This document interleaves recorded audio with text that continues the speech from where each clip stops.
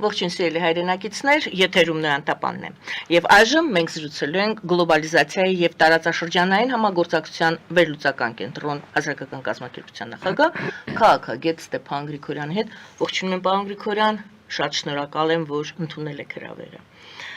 Պարոն Գրիգորյան, Իրանի նախագահը կրկին անգամ առաջարկում է իր ծառայությունները, իր միջնորդությունը Հայաստանի եւ Ադրբեջանի միջև հարաբերությունների կարգավորման, մասնավորապես խաղաղության պայմանագրի կնքման հարցում։ Վրաստանի նախագահը նույնպես Հայաստանում էր եւ եւս իր միջնորդություններ առաջարկում, նա ասում էր Վրաստանն ունի տարածաշրջանում անվտանգություն ապահովելու ներուժ եւ որպես չեզոք երկիր անշահագրգռված է Հայաստանի Ադրբեջանի միջև հարաբերությունների կարգավորմամբ։ Մենք գիտենք նաեւ, որ Եվրամիությունն է նորից առաջարկել իր ծառայությունները, իր միջնորդությունը, Ռուսաստանը կրկին անգամ իր միջնորդության առավելությունների մասին է խոսում։ Հարցս հետեւյալն է. արդյոք միջնորդների պակասն է կամ միջնորդների ոչ ճիշտ ընտրությունն է խանգարում, որ Հայաստանը եւ Ադրբեջանը կարգավորեն, Երևանը եւ Բաքուն կարգավորեն իրենց հարաբերությունները եւ կնքեն խաղաղության պայմանագիրը, համեցեք։ Բարև ձեզ, հարգելի Գայանե, շնորհակալություն հրավերի համար։ Նախ ուզում եմ ասել, այս ձեր հարցը անչափ կարևոր հարց է, դու գիտեք, որ ռեալ գնում են բանակցություններ Հայաստանի ու Ադրբեջանի միջև, կարծես թե հիմա այդպես կոնկրետ միջնորդ չկա, հիշում եք մի ժամանակ Ռուսաստանի միջնորդությունը շատ ուժեղ էր, չէ, նույն փաստաթուղթը ստորագրվեց նոյեմբերի 9-ին, որը այդպես էլ չկատարվեց, քանի որ Ռուսաստանը Ադրբեջանի հետ է մեր դեմ, պարզվեց Ռուսաստանը միջնորդ չի, կողմ է կոնֆլիկտի, հետո եղել են միջնորդություններ Եվրամիության Միացյալ Նահանգների, որտեղ որ մի փոքր ավելի հեշտ էր մեզ բանակցել, քանի որ իրանք իրոք միջնորդ են ու գնահատում են մեր ժողովրդավարությունը, բայց ռեալ այն բանակցությունները, որ գնում էին, այս վերջի ժամանակներս նաև դելիմիտացիան, դեմարկացիան, կարծես թե երկկողմ էին, Հայաստան-Ադրբեջան։ Հիմա շատ լավ հարց է, պակաս կա թե չկա, իմ կարծիքով լավ կլիներ, եթե միջնորդությունը լիներ, գիտեք ինչի համար, որ հետո իրականացվի, կատարվի պարտավորությունները, որոնք վերցնեց Ադրբեջանը։ Որպես երաշխավոր, օրինակ, նույն Ադրբեջանը, եթե վաղը ստորագրի խաղաղության պայմանագիրը, ճիշտն ասած ես չեմ տեսնում հեռանկար, լավ, որ կստորագրի, բայց եթե ստորագրի, որ մենք կարողանանք հետևել հետո լինեն միջնորդներ, ովքեր կարողանան հետևել, որ երաշխավորված կլինենք, որ Ադրբեջանը մեզ չի խաբի, բայց այն որ Վրաստանը, Իրանը ուզում են առաջարկել իրենց միջնորդությունը, ես վատ չեմ ընկալում, քանի որ իրանք էլ ուզում են, որ Հայաստանը Ադրբեջանի հետ ստորագրի ու այս տարածաշրջանը մի փոքր ավելի կայուն լինի։ Ռուսաստանը, քանի որ կողմ է, Ադրբեջանի կողմ է, ակնհայտ, կոշտ մեր դեմ, ակնհայտ է, որ Ռուսաստանը միջնորդ չի կարող լինել ու ավելին, եթե դուք նկատել եք, ռեալ Ռուսաստանը չի էլ ուզում, որ ստորագրենք։ Թուրքիայի ուրիշ պատմություն է, Թուրքիա ուղղակի հետևում է, որ վնաս չլինի Ադրբեջանի համար, ու վերջ։ Թուրքիան միջնորդ մենք չենք կարող վերցնել, քանի որ շատ ուժեղ պրոադրբեջանական է, բացի դրանից Թուրքիան չի էլ ուզում։ Ուրեմն միջնորդների ստեղ հարցը ես այդպես կդնեմ, այդքան կարևոր չի, ինչքան կարևոր է, որ Իլհամ Ալիևը ի վերջո ուզենա ստորագրել։ Ու Իլհամ Ալիևը, քանի որ վարում է բավական, ես ասեմ ձեզ, անսպասելիորեն ինձ համար լուրջ արտաքին քաղաքականություն, իրանց պետք են չեն միջնորդներ։ Իրանք փաթաթում են մեր վզին, իրանց կամքը, հա, մերոնք փորձում են մանևրել, պաշտպանվել, բայց Ադրբեջանի քաղաքականությունը կոշտ է, իրանք ոչ էլ միջնորդ են ուզում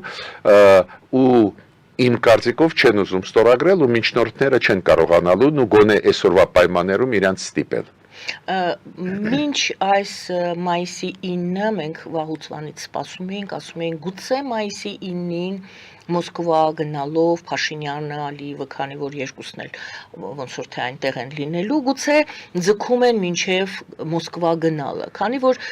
եղել են այդպիսի նախադեպեր, որ կողմերը Մոսկվայում են ճշտել իրենց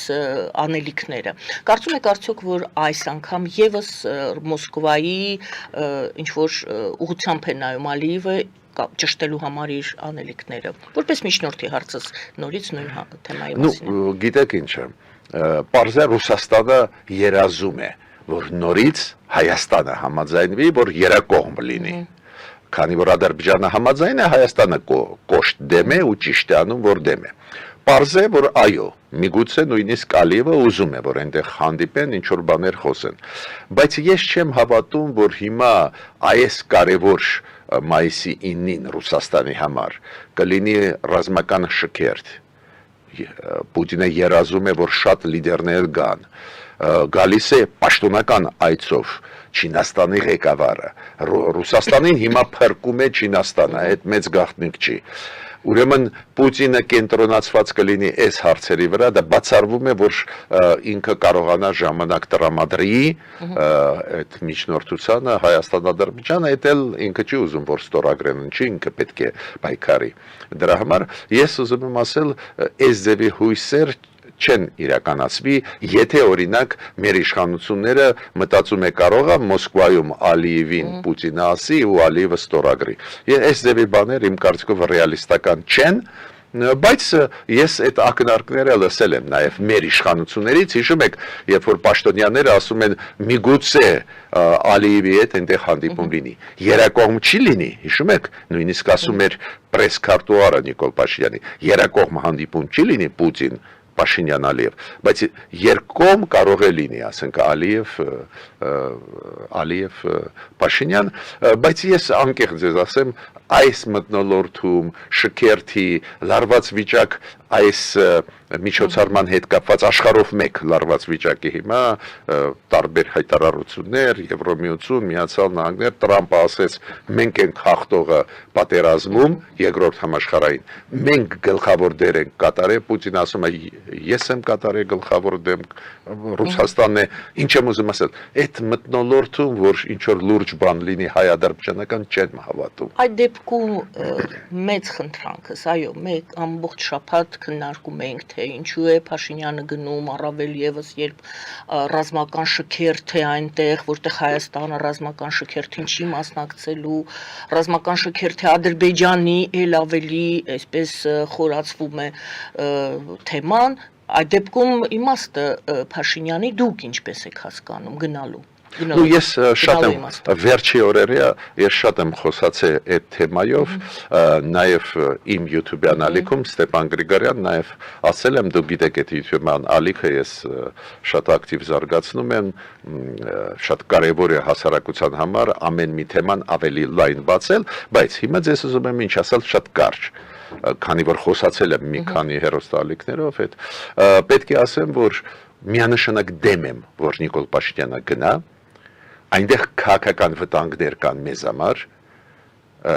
օրինակ Եվրոմիությունը, Միացյալ Նահանգները հստակ ասում են իրենց կարծիքը, ով է այնտեղ գնում է, մեզ հետ չեն, հստակ է ասվում, այդ առաջինը, բայց մեզ օգնողը մենակ Եվրոմիություն Միացյալ Նահանգներն են, դուք գիտեք, այդ մեծ գաղտնիք չի, մեր դեմ հենց Ռուսաստանն է, ստացվում է մենք եթե գնում ենք Ռուսաստան, մենք աջակցում ենք Պուտինին, մեր կողմնակիցներին թույլատնելով, այդ տրամաբանության դուրս է, բայց ստեղ կա երկրորդ հարցը, պատվի հարցը, թողնենք ուրիշ բան, պատվի հարցը, պատկերացնում ենք շքերթում, Կարմիր հրապարակում անցնում են այն ադրբեջանական զինվորները, ովքեր գազանություն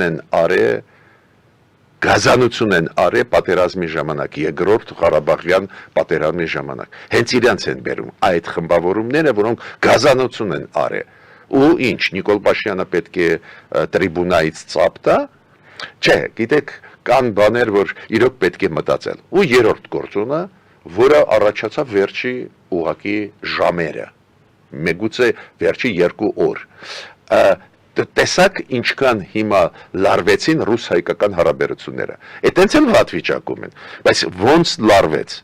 նույն Ալեն Սիմոնյանի հայտարարությունները շատ լուրջ հայտարարություններ էին ազգային ժողովում, երբ որ ինքը ասեց հիբրիդային պատերազմի մասին Ռուսաստանի Հայաստանի դեմ, այո, մենք գիտեինք, բայց Ավելի եւս Ռոբերտ Քոչարյանը ասեց Ռուսաստանի լրտես է, այսինքն դա եւ Ռուսաստանին է խփում, ոչ միայն Ռոբերտ Քոչարյանին եւ մտածված ասեց, դա հենց այդ պահի խոսք չէր կարծում եմ։ Պայտակ չէր, չէ, միանշանակ պայտակ չէր։ Ու նորից կրկնում եմ, Ալեն Սիմոնյանի ասածը, որ հիբրիդային պատերազմ են վարում Ռուսաստանը Հայաստանը, ճիշտ բան է, բայց մի բան է փորձագետը ասում է մի այլ բան երկրորդ դեմքը պետության։ Ու դու գիտեք Մարիա Զախարովան ցավոտ շատ արձագանքեց, տարբեր տրամաչափի Ռուսաստանի պաշտոնյաները միջև այդ միջադեպը, միջև այդ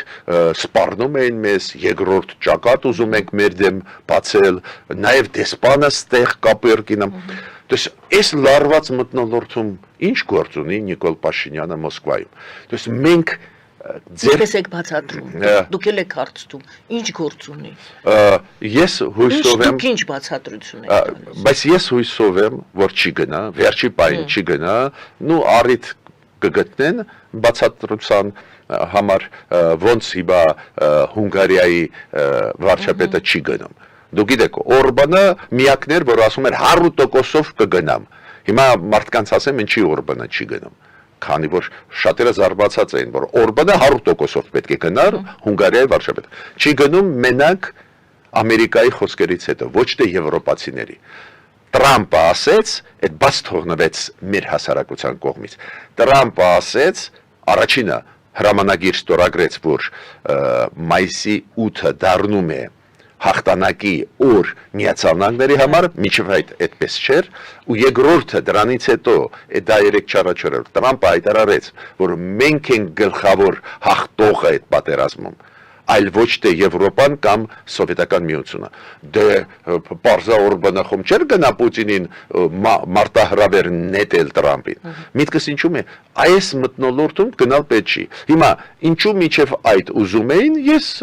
մոտավորապես կրահում են։ Հենց ձեր առաջի հարցի հետ կապված, որ միգուցե Նիկոլ Փաշինյանը մտածեց այդպես։ Ալիևին չեն կարող համոզել, որ ստորագրի, միգուցե Պուտինի հետ ինքը այդ կամ ընդհանուր բաներ ունի, որ Պուտինի միջոցով կստորագրի, էտել Ռուսաստանի համար իրոք կարող է վատ չէր լինի, որ Ռուսաստանը ցույց տար տեսակ, ձեզ մոտ չստորագրեցին, մեզ մոտ եկան Ալիևը Փաշինյանը ստորագրեցին խաղաղության պայմանագիրը։ Նույն վարկանիշը պետության պայմանավորվեցին օր ու ժամի մասին։ Այո, կամ պայմանավորվեցին։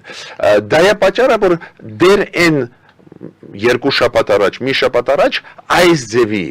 այս ձևի փաստարկներ բերելը տրամաբանական էր, բայց տեսակ ինչքան բաներ փոխվեցին այս մի քանի օրը։ Գիտեք, Կայա Կալասը, դու գիտեք, այդ արտգործ նախարարը Եվրամիության շատ լուրջ հայտարարություն արեց։ Ինքը ասաց նորմալ է, ով ուզում է թող գնա գա, բայց այն պետությունները, որոնք եվրոինտեգրացիայի process-ում են, նաև տեխնացու պետությունները մենք ֆորմալ տեխնացու չենք, բայց գնում ենք այդ ուղղությամբ, պետք է իմանան, որ եզրակացություններ մենք կանենք։ Ու դա մեսեջներ են, որոնք կարող ես անտեսել, նորմալ է, կարող ես անտեսել, բայց հետո թող մեր մոտ Հայաստանում ոչ ոք չհամարցակվի քննադատել ամերիկացիներին, եվրոպացիներին։ Հասկացաք, չէ՞, որ հետո ասեն, խի մեզ ակտիվ չեն աջակցում։ Կարելի ասել, որ ոչ ուղղակի ռազմական ճակատ է ձևավորվում եւ այս շքերթը Մոսկվայի ռուսական այդ կողմի Ռուսաստանի աջակից երկրներն են լինելու։ Միանշանակ դուք ճիշտ եք։ Որովհետև Եվրոպան պատերազմի է պատրաստվում Ռուսաստանի հետ, ոչ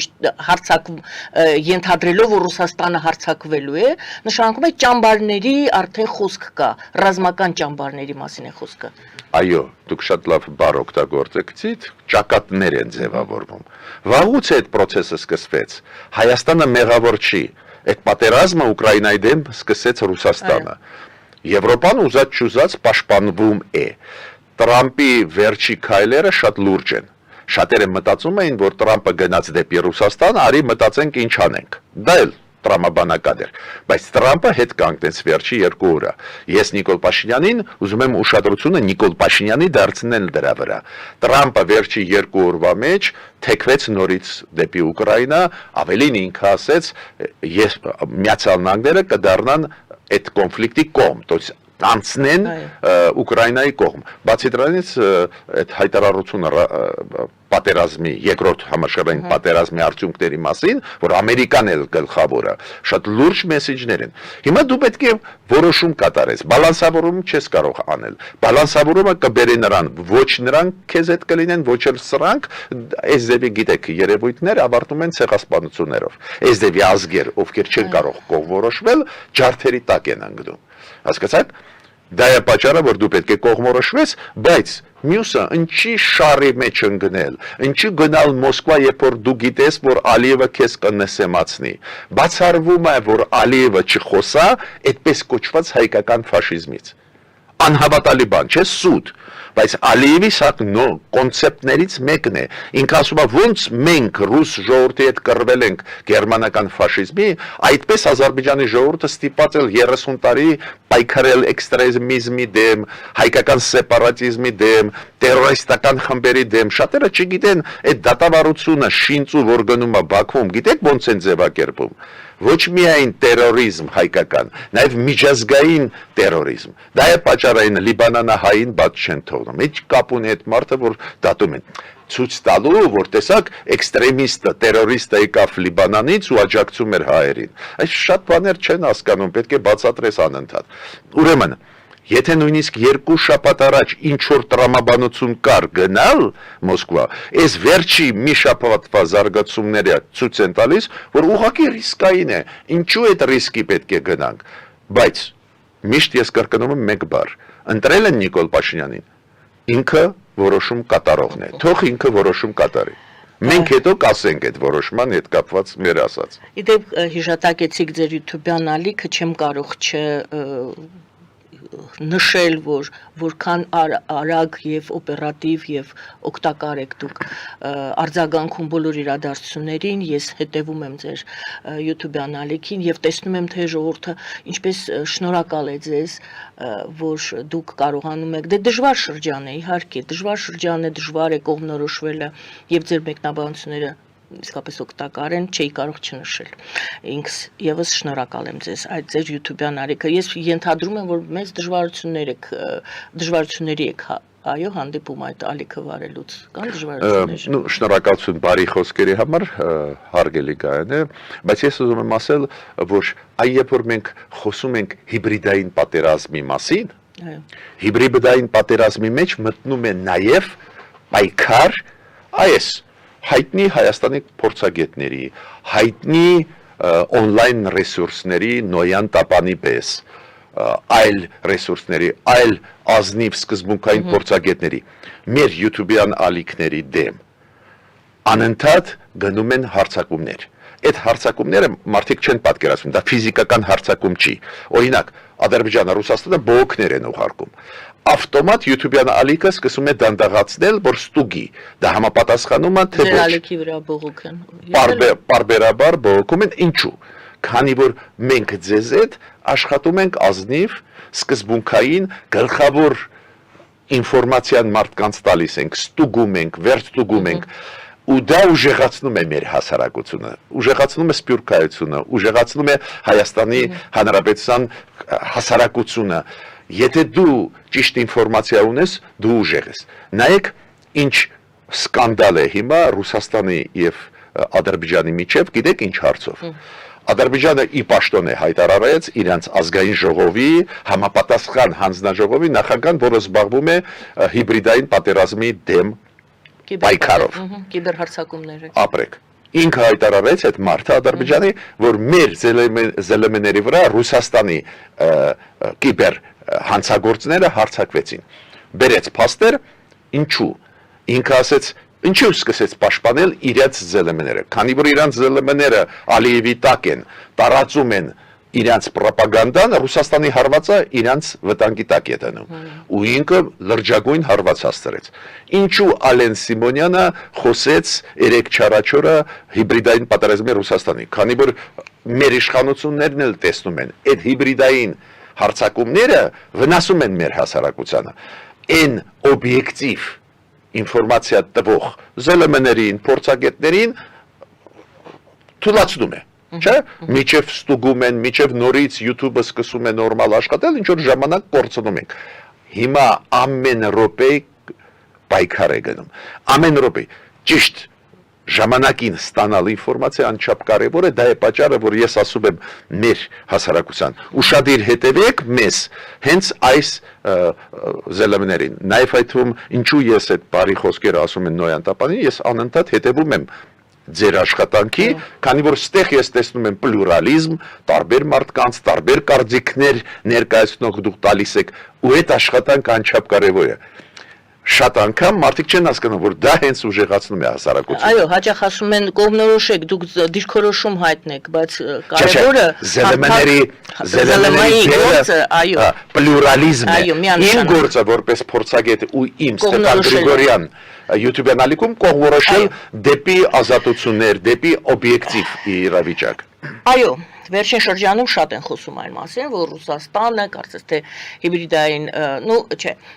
հեղաշրջում է պատրաստում Հայաստանում, խոսում են այն մասին, որ ահա Փաշինյանին հեսահանելու են, բայց կան մարդիկ, որոնք համարում են, որ դա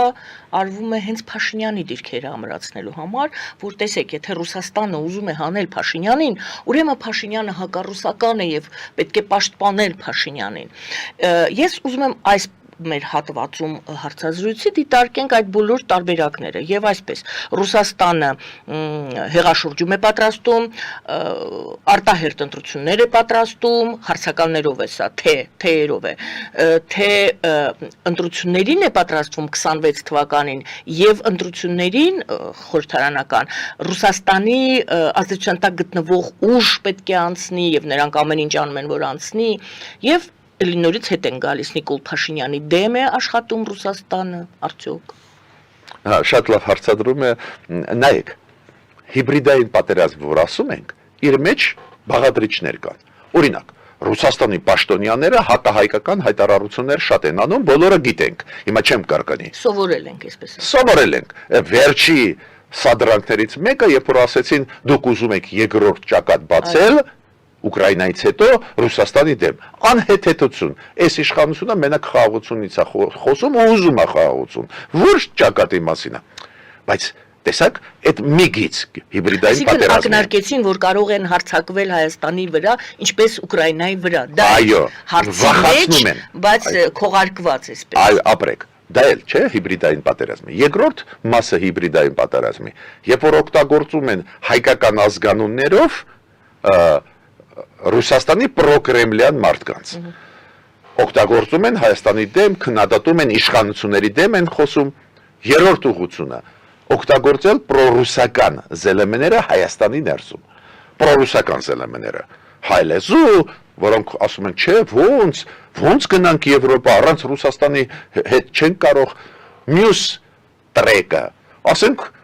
իբր պրո եվրոպական ինչ-որ փորձակետ, հասարակական գործիչ, խոսում է մի տարի Եվրոպայի մասին, հետո վերջում երբ ասում են հիմա ինչ անենք, չէ, Նիկոլ Փաշինյանը պետք է գնա Մոսկվա։ Միտքս ինչու՞մ է։ Այդ ամեն ինչը կոչվում է հիբրիդային պատերազմ, որ մարդիկ հասկանան, դա էլ է հիբրիդային պատերազմ։ Հիմա Գյումրին ինչ ցույց տվեց։ Լավ էլ տալիս է պտուղներ այդ հիբրիդային պատերազմը։ Տեսակ մարդիկ գնացին, իրոք ընտրեցին 4 սատ, 5-ից 4 սատ պրոռուսական ուժեր։ Գիտեք, ես ժողովրդի կարծիքը հարգում են, գնացին քվեարկեցին, բայց այդ արդյունքը հենց հիբրիդային պատերազմն է։ Երբ որ լիքը լցնում են դաշտը, լիքը ինֆորմացիա, որ մարդը չկարողանա կողմ որոշվի։ Ու քանի որ նախկինները ունեն ռեսուրսն է սկսում աշխատել։ Ռեսուրսը շատ կարևոր է, ֆինանսական, ունեն նախկինները այդ ռեսուրսները։ Ու այս սախստերը մտերը իրանց էֆեկտը տալիս են։ այո, Ռուսաստանը աջակցում է պրոռուսական ուժերին, Ռուսաստանը ուզում է հանել Նիկոլ Փաշինյանին։ Բայց այդտեղ նյուանս կա։ Այ երբ որ մարդիկ սկսում են կասկածել, քանի որ երբ որ Ռուսաստանը ասում է պայքարում եմ Նիկոլ Փաշինյանի դեմ, իր ռեյտինգը բարձրանում է, չէ՞, մենք ես օրինակ Փաշինյանի ռեյտինգը բարձրանում է ավտոմատ, մենք ուզում ենք իրան պաշտպանել, այստեղ ուրիշ բան կա։ Նիկոլ Փաշինյանը դա վարպետորեն օգտագործում է։ Ինքը դրա մեջ չկա, բայց ինքը դա օգտագործում է, դա նորմալ է, քաղաքական պայքարի ժամանակ դա նորմալ է, ինքը դա օգտագործում է, եթե դուք նկատել եք, ինքը ավելի շատ խոսում է նախկինների դեմ, այլ ոչ թե այլ ուժերի մասին, չէ, ինքը բևեռացումը իմ կարծիքով գիտակցված ուժեղացնում է, ինչի ուժեղացնում է, որ մարդիկ հասկանան ինչ են ընտրում։ Նախկին պրոռուսականներին բերել, ովքեր կզրկեն Հայաստանը անկախությունից ու բաց են ասում պետք է մտնենք Բելարուս-Ռուսաստան դաշինք, թե ինձ, այո, մենք անում ենք սխալներ, կարող է իդեալական չեն, բայց մեծ։ Ինքը դա վարպետորեն օգտագործում է, բայց ես չեմ կարծում, որ ինքը այդ խաղերի մեջ է, չեմ կարծում ես։ Այսինքն այլ կերպ ասած, Փաշինյանին Ռուսաստանը ուզում է փոխել իր ուրեմն ազդեցության գտնվող ոմն մեկով կամ քաղաքական ուժով, դրան է պատրաստվում հասարակությունը եւ կեղծ այսպես թիրախ է Փաշինյանը իրականում աշխատանքը տարվում է ուժեղացնելու այդ նոր որին գիտենք թե չգիտենք այդ Ռուսաստանի ազդեցության գտնվող այդ ուժին գիտենք թե չգիտենք բան։ Դու ես կարծում եմ այնուամենայնիվ Պուտինը, եթե Պուտինի մասին է խոսքը, պարզ է, որ ինքը կուզենա, որ ստեղ ուժեղանա Ռոբերտ Քոչարյանը։ Չեմ կարծում, որ ինչ որ այլ բաների մասին ինքը կմտածի։ Իմ կարծիքն է դա, դուք կարող եք ասել, բայց նախկինները իդեմս Քոչարյանի, Սերժ Սարգսյանի վարկանիշը ցածր է եւ այլն։ Ինչու բացահայտեցին այդ դեպքում այդ վեդոմստիով, որ Սերժ Սարգսյանը եւ Ռոբերտ Քոչարյանը դա ռուսամետ քաղաքական գործիչներ են։ Ինչու դա բացահայտվեց։ Բայց որ բացահայտության մասին է խոսքը, ամբողջ հայ ժողովուրդը գիտի դա։ Մենք գիտենք, բայց Ռուսաստանը իր ԶԼՄ-ով է ասում։ Հասկանում եմ, բայց ես նա ինքն է ասում, սա իմ գործակալն է։ Հետո ասում ենք Ալեն Սիմոնյանը ինչու է ասում։ Նու ես կարծում եմ էդ էլ ինչ որ հիբրիդային քայլ է, մի կողմից ասել, որ այս մարդիկ մեր մարդիկն են, որ համախմբեն այս մարդկանց շուրջ, հենց պրոռուսականները, այո, բայց միտքս ինչու՞մ է, ինչու Ռուսաստանը կմտածի Ռոբերտ Քոչարյանի մասին, ինչու, քանի որ հենց Ռոբերտ Քոչարյանի ժամանակ այդ փաստեր են, չէ, այդ մենք հիմա ինչ որ բաներ չենք ասում նոր, հենց իր ժամանակ Ռուսաստանին տրվեցին, հիշում եք, գույք պարտքի դիմաց լուրջ մեր գործարաններ, նաև ռազմական ոլորտի, իր ժամանակ շատ ու շատ որոշումներ ընդունվեցին կապված ռազմաբազայի հետ, ես հիշում եմ, երբ որ ես Մոսկվայում աշխատում էի, դեսպանատանը մենք, երբ որ ռազմաբազայի պայմանագիրը ստորագրում էինք, 50-50-ի, ծախսերը կիսվում էին, հենց Ռոբերտ Քոչարյանի ժամանակ ու Սերժ Սարգսյանի ժամանակ դարձվեց, որ հիմա Հայաստանը ամբողջը փողերը փակում է այդ ռազմաբազայի։ Շատերը չեն հիշում, բայց շատ բաներ կապված համատեղ ռուս հակաօդային համակարգ Սերժ Սարգսյանն ամացրե, չէ՞։ Մենք մարդիկ միամիտ մտածում են, որ Հայաստանը ունի հակաօդային համակարգ։ Չունենք մենք։ Դա համատեղ է Ռուսաստանի հետ։ Ու քանի որ Ռուսաստանը ասում է Ադրբեջանը չի արձակվում ձեզ վրա, չի թույլ տալիս, որ մենք այդ հակաօդայինը օգտագործենք, պաշտպանենք մեր օդը։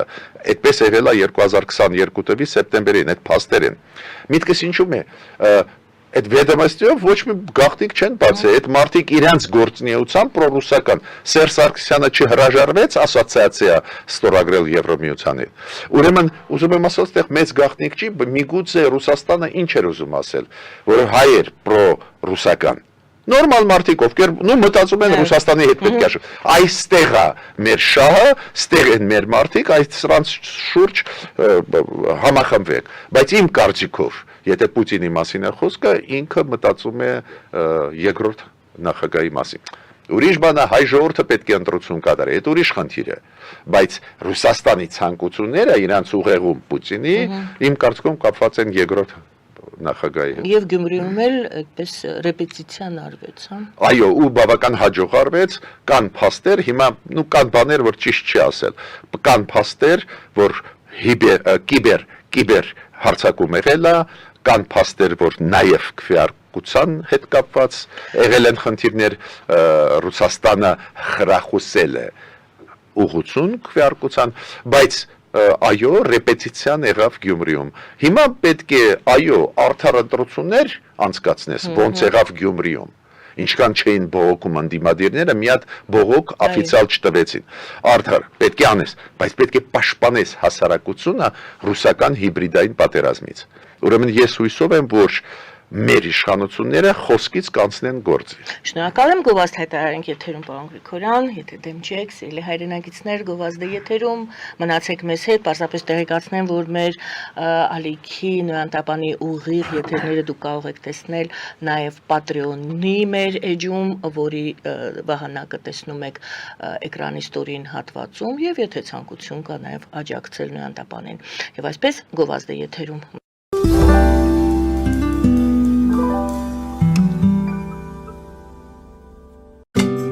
Ինչ է պետք տունը, առանձնատունը կամ ամառանոցը հաճելի, հարմարավետ դարձնելու համար։ Ճիշտ ընտրած կահույք, օրիգինալ դեկորներ, հյուրերին ընդունելուց գեղեցիկ սպասք, գուցե նոր սփռոց։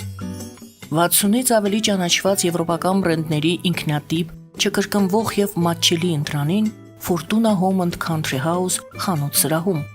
Նորավոճ սպասք եւ կահույք հորեկա բնագավառի համար, տեքստիլ, տնտեսական ապրանքներ, ամեն ինչ գեղեցիկ կյանքի համար։ Ընտրեք այն, ինչ վաղուց փնտրում էիք Fortuna Home and Country House-ում, ձեզ համար եւ որպես նվեր ձեր մտերիմների համար։ Jackpot հագուստի վաճառակենտրոնը վերաբացվել է Թահանգա քաղաքում։ Նոր տեսականի, նոր արժեքներով ու նոր զեղչերով։ Եվրոպական հագուստ եւ կոշկեղեն կանանց, տղամարդկանց եւ երեխաների համար։ Օծանելիք, ճամպրուկներ, պայուսակներ, գիշերանոցներ, գոտիներ եւ դրամապանակներ։ Մեծ ապրանքատեսականի, մեծ զեղչերով։ Համեցեք Jackpot Թահանգայում։ Հասցեն 7057 Foothill Boulevard։ Հեռախոս 818 813 2252։ Jackpot։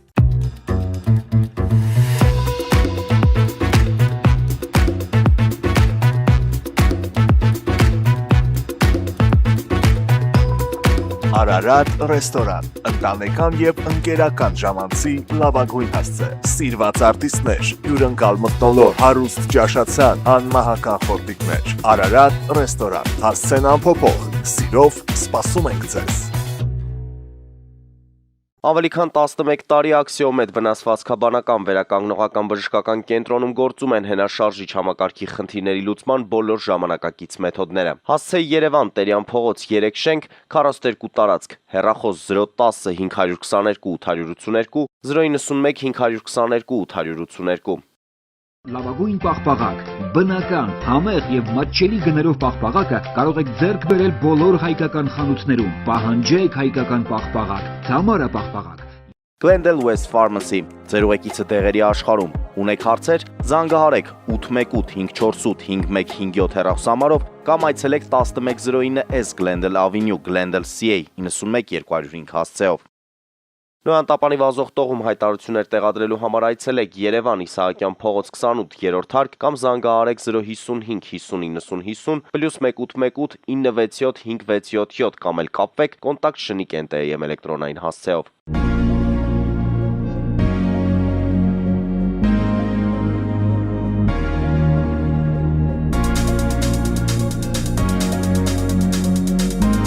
Տպագրեք ձեր գիրքը Նոյանտապան տպագրատանը, ինչպես նաև թերթեր, ամսագրեր, բուկլետներ եւ այլն։ Հասցեն քաղաք Երևան, Իսահակյան 28 առաջին հարկ։ Հեռախոս Հայաստանից +374 55 50 90 52, ԱՄՆ-ից 818 967 567։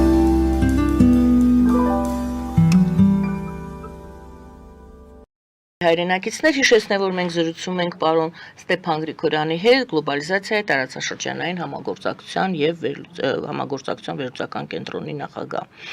Պարոն Գրիգորյան, ինչպես կբացատրեք այն զարմանալի փաստ է, որ Ռուսաստանի եւ Ուկրաինայի դիվանագետները մի դեպքում դեսպանը, մյուս դեպքում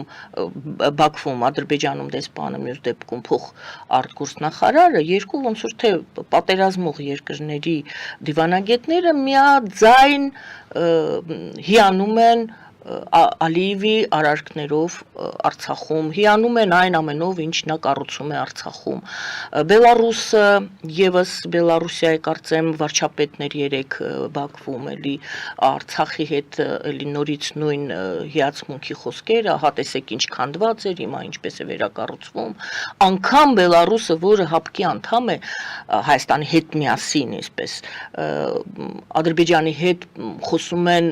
ռազմաարդյունաբերության, ռազմական արդյունաբերության մասին։ Ինչով եք դուք դա բացատրում։ Մենք չենք կարողացել աշխարհին այնուամենայնիվ հասկացնել, բացատրել Արցախի խնդիրը ինչումն է, թե Ալիևի փողերը ամենակարող են։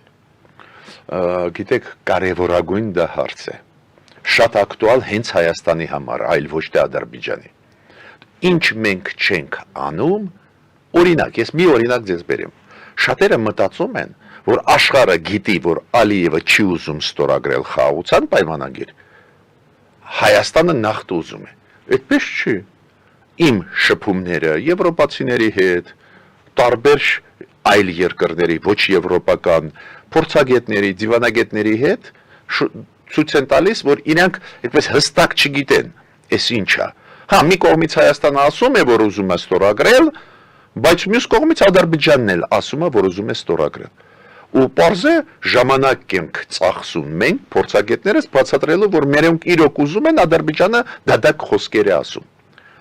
Ու ես հասկացա դա ինչի հետ է կապված, երբ որ վերջի ելույթները մեր արտգործնախարարի, վարչապետի տարբեր միջազգային կառույցներում նայեցի, վերջի ասեն կես տարվա։ Ինչ է դա գրքիր էր։ Նայեցի վերջի ելույթները։ Հիշում եք Անտալիայի ելույթը Արարատ Միրզոյանի, Նիկոլ Փաշինյանի վերջի ժամանակվա ելույթներից մեկը հիմա Էստոնիայում ապրեք։ Երբ որ հարցը գնում է խաղաղության պայմանագրից, մերոնք մենակ խոսում են մեր դիրքորոշման մասին։ Հասկացան մարդիկ, որ մենք ուզում ենք, բայց չենք ասում, որ չի ուզում Ադրբեջանը, չենք ասում, որ ձգձգումը գնում է Ադրբեջանի պատճառով, հստակ չենք ասում։ Հետո նեղանում ենք, որ աշխարհում մեզ չենք հասկանում։ Դες շատ կարևոր է, որ դու ասես, օրինակ նույն Արցախայցյան հարցերը, չեմ ասում գործող իշխանությունները, եթե խաղաղության գնան, շատ շարք են այդ հարցերը, բայց այնուամենայնիվ պետք է ասեմ, որ Արցախահայությունը իրավունք ունի վերադառնալ։ Չէ, պետք չի պայքարել, որ վերադառնալ։ Այսօր ռեալիստիկ չի, բայց դու պետք է նեղության մեջ գցես Ադրբեջանին։ Թույլ տեղերը անընդհատ հիշեցնես, որ աշխարհը ասի, Ադրբեջան քիչ է ստողնում, որ մարդիկ վերադառնան։ Մասսայական գնում է ոչնչացում, հայկական ժառանգության Ղարաբաղում։ Կան փոքր գյուղեր, որ ընդհանրապես ոչնչացնում են։ Ես չեմ ասում ոչնչացնում են տարբեր այդ հուշարձաններ կապված երկրորդ պատերազմի համաշխարհային կապված մեր հերոսների Արցախի ոչնչացնում են, մենք չենք ասում։ Ու այդպես է ստացվում, որ հավասար է վիճակը։ Եվ Հայաստանը ուզում է ստորագրել, եւ Ադրբեջանը։ Ուրեմն մեր ռոպագանդան մի քիչ պետք է աշխատի։ Չեմ ասում, որ ակտիվություն չկա, միշտ գովացել են այս իշխանություններին գոնե վերջի 2 տարիը ակտիվ միջազգային հարթակներում աշխատում են։ Բայց այդ ակտիվության մեջ պետք է լինեն այդ բաները, շատ կարևոր։ Երբ որ Նիկոլ Փաշինյանը ասում է, ես ուզում եմ խաղաղություն, ինքը պետք է ասի, բայց Ալիևը չի ստորագրում, ես մեղավոր չեմ, դու պետք է կոնկրետ մարդկանց ասես։ Առաջի այդ գործոնը պետք է հաշվի առնի կառավարությունը, մեր առաջարկը փորձագետների։ Երկրորդ գործոնը, բարձր Ադրբեջանը կաշառում է։ Այ դուք ասեցիք այս վերջի Ստեփանակերտի միջոցառմանը եղել են եւ ռուսները, եւ ուկրաինացի, եւ դիվանագետները, եւ փորձագետները, բայց եղել են նաեւ падգամավորները Իտալիայից։ Եվրոպարլամենտի падգամավոր 1 թե 2 հոգի էին։ Իտալիայից, Եվրոպարլամենտում շատերը չգիտեն հարաբերակցությունը։ Եվրոպարլամենտի 700 падգամավորից 650-ը դաժան պրոհայկական են, դաժան։ Պրոհայկական չեն, սխալ է ասել պրոհայկական, դաժան պրոհայկական են։ Բայց Ադրբեջանը գտնում է այն 1-2-ին, կաշառում է, բերում է, խոսացնում է։ Ահա, ստացվեց այդպես, որ իրանց 2 падգամավորը կաշառված ավելի էֆեկտիվ են, քան թե մեր 650-ը, ովքեր գաղափարախոսական մեր բարեկամներ են։ Ու մյուսը, ավարտեմ այո, դա։ իհարկե։ Հիմա պատկերացրեք մեկ բան։ Այ մենք հիմա խոսում ենք, որ Ադրբեջանը ճկուն է, լավ օգտագործում է պահերը, Զելենսկին չէ, շնորհակալություն հայտնեց Ադրբեջանին, որ հումանիտար օգնություն է տալիս։ Մեզ շնորհակալություն չհայտնեց, որ մենք ՄԱԿ-ում վերջի քվեարկության ժամանակ դատապարտեցինք Ռուսաստանի ագրեսիան Ուկրաինայի դեմ, Ադրբեջանը ձեռնպահ էր։ Ինչու՞։ Ադրբեջանը ընդհանրապես չմասնակցեց։ Չմասնակցեց, Զրո։ ճիշտ եք, դա կարելի ասել եւ ձեռնպահ, բայց ռեալ ձեռնպահ ավելի խուսափեց։ Այո, ընդհանրապես։ Ընդհանրապես։ Ինչի ինքը գոված իրանց մեզ չի։ Մենք չենք կարող կապիտալիզացնել, ծախել կոպիտ ասած մեր առածը, բայց դա պետք է ասես, քանի որ մենք անընդհատ վախում ենք ասենք, որտեղ ենք մենք։ Ու ես ուկրաինացիներին հասկանում եմ, եթե Հայաստանը քվեարկեցի Ուկրաինայի, հետո երբ որ հարց են տալիս մերոնց ու մերոնք ջրում են, ասում են չէ, մենք կողմ քվեարկեցինք այդ բանաձևի պրոուկրաինական։ Մենակ այլ հարցերի պատճառով դու արժեքազրկում ես քո քայլը։ Այ ես ուզում եմ դա ուշադրություն դարձնել։ Ու մյուսը վերջինը, այս քանի որ շատ կարևոր հարց է։ Հիմա պատկերացրեք Նիկոլ Փաշինյանը մայիսի 9-ին գնաց։ Դե ինքը ընտրված վարչապետը իրավունք ունի ինքը որոշում կատարել։ Գնաց։ Հիմա դուք ո՞նց եք պատկերացնում։ Ինչ տրամադրություններ կլինեն եվրոպացիների մոտ, ում համար Ռուսաստանի ագրեսիա Ուկրաինայի դեմ, իրանց դեմ է ագրեսիան։ Դուք գիտեք, Ռուսաստանը վաղուց է սկսեց, դա մոտավորապես 3 ամսվա պատմություն է, զորքեր կուտակել Ֆինլանդիայի եւ Էստոնիայի սահմաններով։ Օֆիցիալ, այդ ոչ թե թաքցնում են, զորք կուտակել, բերել։ Խիա բերում են տեղ զորքեր։ То есть Եվրոպայի համար դա վտանգ է։ Ու Նիկոլ Փաշինյանը գնաց ու շքերթի ռազմական մարզակ։ Այդ ԱՊ երկրների նիստ չի է։ Շքերթի մասնակցել, պատկերացրեք ինքը գնաց։ Ու հետո մենք սկսում ենք նեղանալ, ինչու եվրոպացիք, ամերիկացիք աջակցում են, բայց կոշտ չեն աջակցում, քանի որ դու քո դիրքորոշումը անընդհատ լողացող է։ Օրինակ, գործող իշխանությունները իմ կարծիքով ճիշտ են գնում։ Իմ կարծիքը ճիշտ են գնում, բայց շեշտադրումները չեն դնում ու այդ լավ աշխատանքը իր էֆեկտը քիչ է տալիս։ Քանի որ շեշտադրում պետք է լինի, որ օրինակ դու չես կարող լինել շքերթի, որտեղ որ զորքեր կանցնեն Դոնեցկից, Լուգանսկից, այդ շքերթում պլանավորվում է Մոսկվայում զորքեր Դոնեցկից, Լուգանսկից որ գան։ То есть անօրինական չճանաչված պետություններից Լուգանսկ, Դոնեցկ, որը միացրեց Ռուսաստանը Իրան, անօրինական անեքսիա կոչվում, այդ զորքերը կգնան ու ինչա, մեր ղեկավարը պետք է դա ողջունի։ Դե նվազագույնը շքերթին չենք մասնակցելու։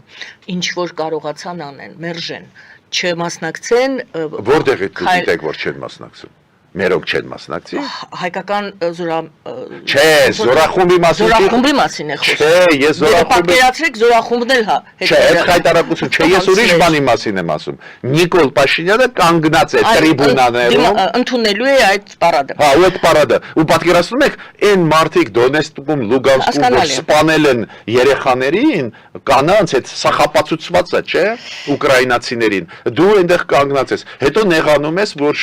ինչի ադրբեջանցին ընդունում են։ Եվ այսպես հարցս հետևյալն էր, մենք չենք կարողացել բացատրել, թե Ալիևի փողերն են, Ալիևի փողերը իհարկե իրենց գործը անում են, բայց այո, դուք ասում եք, մենք լավ չենք աշխատում, մենք չենք կարող, այո, կարող եմ այս։ Ես կասեի այդպես, աշխատում ենք, բայց բավարար չի, բավարար չի, то есть շեշտադրումները կարևոր են։ Օրինակ, նույն Էստոնիայում կարևոր այցելություն էր Նիկոլ Փաշինյանի կողմից։ Բայց այնտեղ ինչ իմաստ ունել Ռուսաստանից խոսել։ Չէ, ինչ իմաստ ունել։ Դուք գիտեք, որ Էստոնիայի համար դա թշնամի է Ռուսաստանը։ Ու գիտեք, որ թշնամի է ակտուալ, այսօր վաղը կարող է տանկերով մտնեն ու Պուտինը չի ասում չենք մտնի։ Ինքը ասում է մենք պետք է վերականգնենք սովետական միությունը։ Դες փաստորեն քաղաքական մեսեջը կա, որ մենք կմտնենք, ձեզ կգրավենք։ Ու այնտեղ ասենք Ռուսաստանը ինչ-որ դրական առանքում մի նախադասություն ասվեց։ Ես չեմ հասկանում, խորհրդականներ չունի Նիկոլ Փաշինյանը։ Խորհրդականը պետք է ասի, այնտեղ խոսա ժողովրդավարությունից, Էստոնիա-Հայաստան հարաբերություններից, Եվրոմիության Հայաստան, բայց ինչ իմաստ ունի այնտեղ գովալ Ռուսաստանը։ Կարելի ասել կներեք այսպիսի ձևակերպման համար, որ մեր դիվանագիտությունը կենցաղային դիվանագիտություն է, ոչ թե դիվանագիտական, պրոպագանդիստական դիվանագիտություն։ Ոնց որ թե Ադրբեջանի եւ ԶԼՄ-ները եւ հենց դիվանագիտությունը թիրախային, կետային են աշխատում իրենք, իսկ մերը կենցաղային է։ Չէ, ես այս ձևակերպում շատ սրեցի։ Ես նայեք ինչ եմ ասում։ Ուղիղ հակառակը, ես ասում եմ, լավա որ դուք ակտիվացաք։ Ու հիմա մեր արգորդ նախարարությունը աշխատում է։ Բայց պրոպագանդիստական որևիցե ձևակերպում, որը հասկանալի դարձնի մեր դիրքորոշումը, ոնց որ թե չենք տալիս։ Մենք ասում ենք, մենք խաղաղություն ենք ուզում։ Դա էլ է դիվանագիտություն, որ գնում ես ասում ես մենք խաղաղություն ենք ուզում, բայց այս մեր դիվանագիտության մեջ ես ինչ եմ ուզում ասել, պետք է բաղադրիչներ գումարես, բաղադրիչներից մեկը այդ ձեր ասածը ավելի հստակեցնել, ռապ մենք խաղաղություն ուզում ենք, մենք Եվրոպա գնում ենք, մենք, բայց հստակեցում, քանի որ երբ որ դու գնում ես Մոսկվա, մարդիկ չեն հասկանում այդ ինչ խաղ է։ Իրենց հատուկ ծառայությունները Եվրոպայի գիտեն, որ Ռուսաստանը մեր դեմ է, Ռուսաստանը Ադրբեջանի հետ է, ու իրենք չեն հասկանում այդ ինչ խաղ է։ Ահա, ուրեմն դիվանագիտությունը իրոք հիմա աշխատում է, բայց իմ կարծիքով բաղադրիչները պետք է գումարել, որ բաղադրիչը։ Այ ձեր ասածը կոնկրետ ասեք, չէ, կոնկրետ ասեք, ով չի ստորագրում։ Օրինակ, հիշում եք մերոնք ինչ էին ասում, կրակոցներ են սահմաններում։ Հիմա հստակ ասա, Ադրբեջանը կրակում է, կամ հիշում եք ասում էին, դե թիրախային կրակոցներ չեն։ Եվրոպան դա հասկանում է, որ պարզ չի ով է կրակե։ Ուրեմն դու պետք է հստակեցնես, հստակեցումից հետո դուք էֆեկտը կտենաք, իօգուտ մեզ։ Դե դուք ասում եք եվրոպացիները կամ այլոք չեն հասկանում ում պատճառով չի ստորագրվում, Ադրբեջանը իր դիրքորոշումը հայտնել է, անգամ ես կարող եմ ասել, կներեք, նա ասում է մենք հենց այսօր կարող ենք ստորագրել, բայց Հայաստանը երկու խնդիր ունի լուծելու, այդ իր նախապայմանները, որի մասին մենք վերջերս չենք լսում, չգիտեմ ինչու դեռևս ճիշտ ասած չենք լսում, որտեղ առաջ ամենօրյա ռեժիմով հիշեցնում էին սահմանադրության հարցը եւ հայկական կողմը ընդամենը ասում է իմաստ չենք տեսնում դա փոխելու, բայց Ադրբեջանը ասում է մինչեւ Հայաստանը սա չփոխի, ես չեմ ստորագրի, այսինքն գնդակը ասում է Ադրբեջանը Հայաստանի դաշտում է, ինչու Հայաստանը առ այսօր այդպես էլ ընկալում է երևի միջազգային հանրությունը, չի կարողանում ձևակերպել, որ ոչ գնդակը մեր դաշտում չէ։ Հիմա ես կասեմ ինչ պետք է մերոնք ասեն, պատասխանը, ոչ թե հիմա կծավալվեն, մերոնք պետք է ասեն շատ լավ Ադրբեջանը, ուրեմն ձեր սահմանադրությունը ունի մեզ համար վտանգավոր կետեր, փոխեք ձեր սահմանադրությունը ու գնդակը կանցնի Ադրբեջանի կողմ։ Դրանից հետո Ադրբեջանը ինչ որ էլի բան կասի, մեր պետք է ասենք այս տերմինոլոգիան հակահայկական, որոնք դուք օգտագործում եք։ Ֆաշիզմ օրինակ։ Սեպարատիզմ, տերորիզմ եւ այլն, խնդրում ենք հանել։ Դու դիր քո նախապայմանը, ոչ միայն պաշտպանվի, այլ երբ որ դու դնես քո նախապայմանը, լավ էլ բան է։ Ու ամենակարևորը, գիտեք, Ալիևը գործունյա մարդ է։ Ինքը հասկանում է, թե դու գործ ես անում։ Դիմեք միջազգային քրեական դատարան։ Դիմեք միջազգային քրեական դատարան, Ալիևին կդատեն որպես Պուտինի պես որպես ռազմական հանցագործ կամ իր պաշտպանության նախարարին կտեսնեք ոնց ինքը կփոխվի։ Բայց մենակ խոսելով, նույնիսկ գրագետ խոսելով դա քիչ չէ։ Պետք է անպայման գործոններ բերես։ Ես նոր ասեցի, իրոք Ալիևը համարում է մեր սահմանադրությունը վտանգ։ Լավ, շատ լավ։ Մենք էլ համարում ենք ձեր սահմանադրությունը։ Ուրեմն գնդակը գլորեցիր իր դաշտ։ Նույնը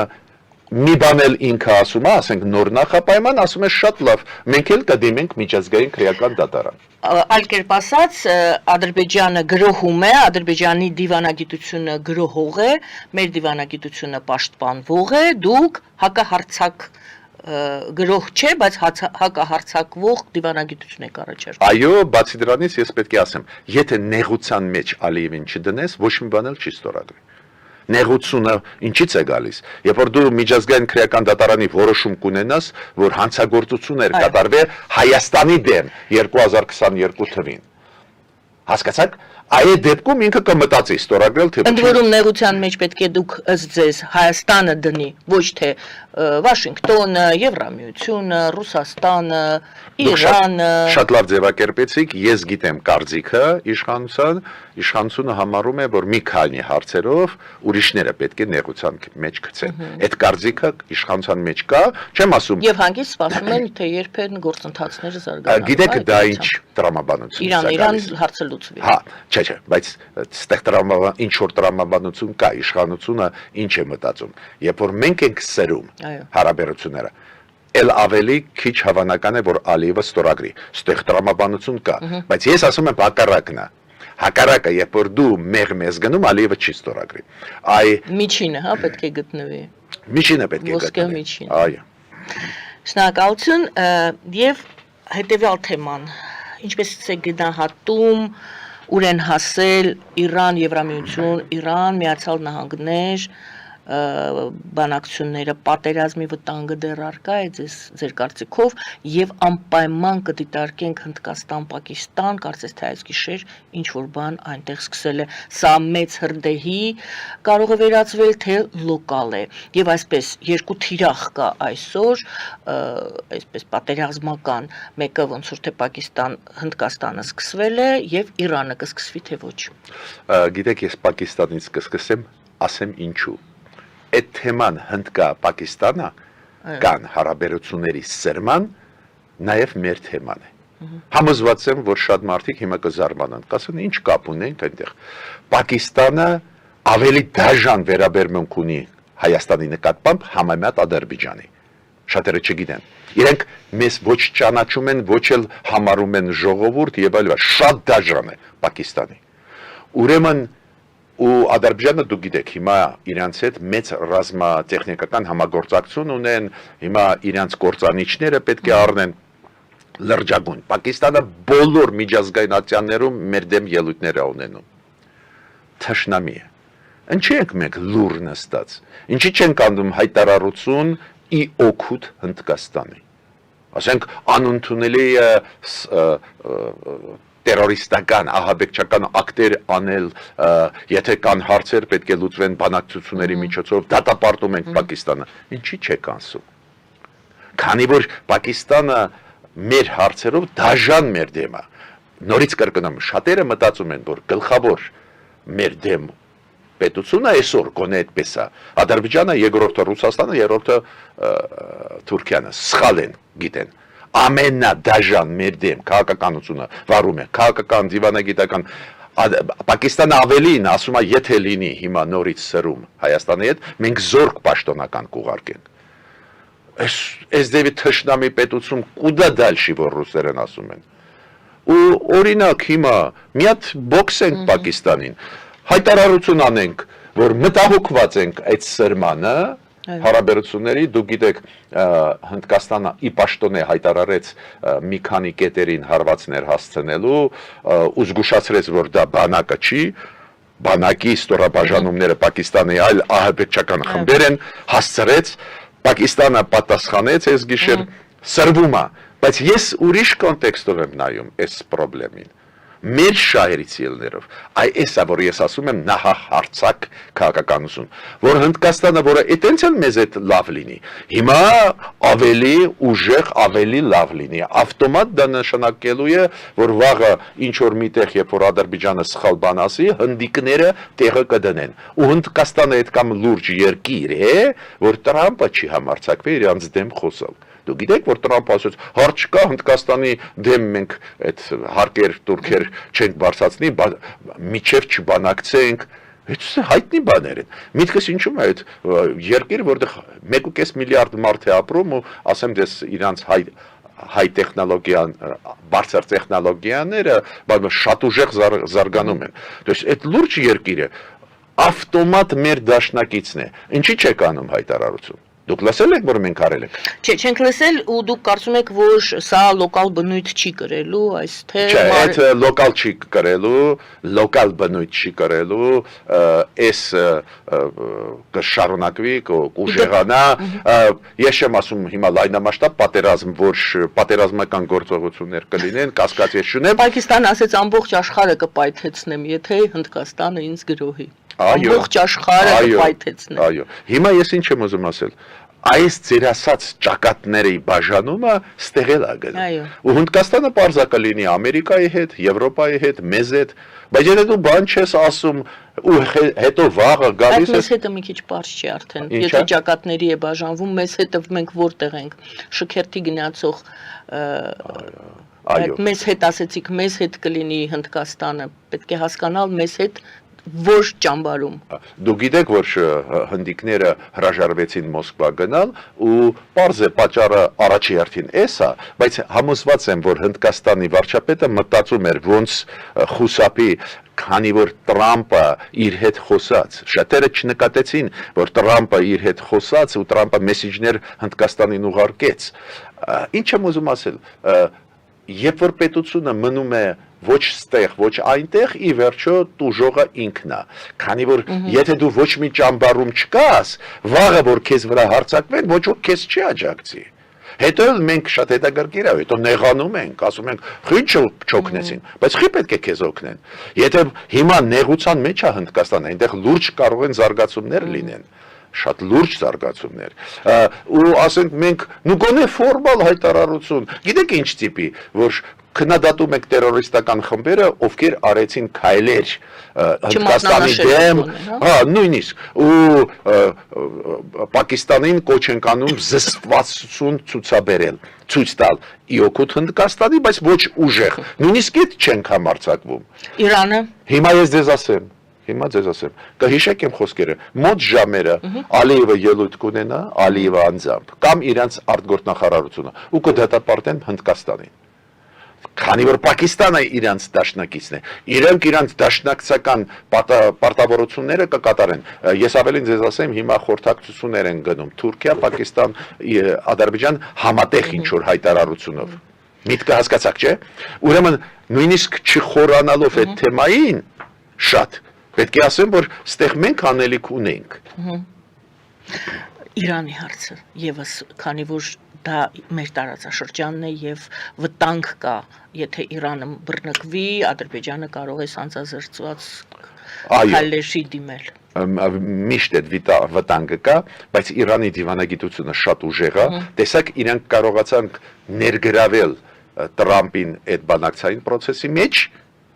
Կարծես թե Տրամպն էլ պահանջում ներգրավել ու բանակցությունները գիտեք հիմա ինչի մասին են գնում որ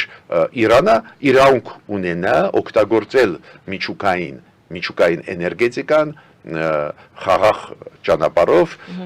ամերիկացիք պարզ է ասում են չէ պետք է այդպես անենք որ միջուկային զենք ստանալը բացառվի բայց շատ ու շատ բաներ պահանջներ հանեցին միջից օրինակ հարստացված ուրանը պետք է մնա Իրանում ամերիկացիք համաձայնվեցին միտքը հիշում է կարողանում են ներգրավել բանակցությունների, դա թույլատնում է, քչացնում է շանսը, որ ուժով կլուծվի։ Բայց պարզը ամեն ինչ կարող է լինի, դուք գիտեք, 4-րդ փուլը բանակցությունների տապալվեց, հիմա տեղափոխեցին, չեմ հիշում, մոտորերս պետք է որ լինի, դա ցույց է տալիս, որ անկայուն վիճակ է, կարող է լեզու չգտնեն, հետո հարվածներ լինեն։ Բայց հուսիների դեմ պատերազմը ցույց է տալիս, որ կներեք, էլի, նույնիսկ հուսիները կարողացան Բեն Գուրիոն аэропորտը խոցել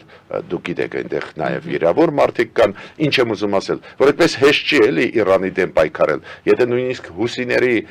հազիվ կարողացան լրացնել չէ մի երկու շաբաթ ռմբակոծում են հազիվ կարողացան ինչ որ լրացնել Երեք շատ դաժան ձևով չէ բայց ինչ եմ ուզում ասել այդպես հեշտ չի էլի պատերազմել ուրեմն ամերիկացին կհասկանան որ պետության դեմ այդ Իրանի մակարդակի պետության դեմ պատերազմել շատ վտանգավոր է բայց վտանգ կա բարձը պետք է հաշվարկես ինչ կլինի եթե պատերազմական գործողություններ լինեն Նետանյահուի գործոնն էլ աբակու չգնալու վերջի հարցն է որովհետև էլի կարևոր էր Իրանի հետ էր ձեր կարծիքով ինչու չգնաց Նետանյահուն կամ ինչու էր ուզում գնար Ես կարծում եմ, որ ինքը գնում էր գլխավոր նպատակով, որ տարածքը Ադրբեջանի օգտագործեն Իրանի դեմ, հարցներ։ բայց բլոկ արեց Թուրքիան։ Ինչի բլոկ արեց Թուրքիան։ Օդը որ չտվեց, հետո Ալիևին ասացին նստի էլի շատ թպրտում ես։ Քանի որ Թուրքիան Իսրայելը ծանրագույն վիճակ է, իրենք ցանկացած բան կարող է պատերազմ լինի։ Դա է պատճառը, որ Թուրքիան ասեց Ալիևին դու շատ ես թպրտում։ Ու բացի դրանից դու գիտեք, որ Թուրքիայի կարծիքը նա է, որ Իրանի դեն չպետք է լինեն ռազմական գործողություններ։ Քանի որ եթե լինի ռազմական գործողություն, պարզ չի ինչ է ստեղ լինելու։ Ու Թուրքիան այդ կամ էլ կողմնակից չի, որ հարված են Իրանին։ Այդ ցույց է տալիս, որ նույնիսկ Թուրքիա-Ադրբեջանի միջև կան տարաձայնություններ։ Հա, իրանք համատեղ ռուսների հետ մեր դեմ են կռվում, հայերի դեմ, բայց Իրանի հարցով կամ Իսրայելի հարցով այդպես միանշանակ չի։ Ես շատ շնորհակալ եմ, որ այսօր մեզ հետ եք, պարոն Գրիգորյան, ես գիտեմ ձեր զբաղվածության աստիճանը եւ շատ հարգում եմ ձեր աշխատանքը, շնորհակալ եմ, որ այսօր այստեղ եք։ Ձեզ էլ շնորհակալություն։ Շնորհակալություն սիրելի հայրենակիցներ, պարոն Ստեփան Գրիգորյանն էր մեր զրուցակիցը գլոբալիզացիայի եւ տարածաշրջանային համագործակցության վերլուծական կենտրոնի նախագահ քաղաքագետ զրուցվար մեր Գայանե Առաքելյանը, բարին ձեզ։